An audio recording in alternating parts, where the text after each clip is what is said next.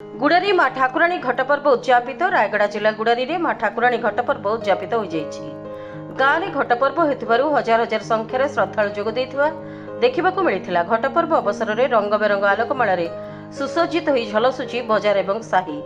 पारंपरिक रीतिनीति अनुसार गत 30 तारिख बुधवार राति माँ ठाकुराणी को आवाहन कर रात्रि समय माँ निज मंदिर बाहरी शताधिक भक्त माँ ठाकुराणी मंदिर को जाई शोभायात्रा सामिल होई मां को पारंपरिक आदिवासी नृत्य और शुभ शंख घंट ध्वनि सह बाद्य नाची श्रद्धालु बहु आडंबर रे बरण करी आनिथिले। रविवार दिन नाच गीत सह परंपरा नाट अनुसार माँ ठाकुराणी गाँ दांडरे जीवार देखिबाकू मिलिछि। ग्रामवासी निजर बंधु परिजन मध्य आसी घट पर्व उपभोग करिसेंती।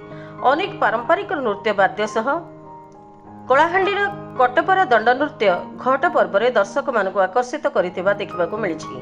गुड़ारी थाना पक्षरु शांति श्रृंखला रक्षा कर रायगड़ा जिला Gudari block Loknath Sahu report republic Odisha साधारण लोकों स्वर।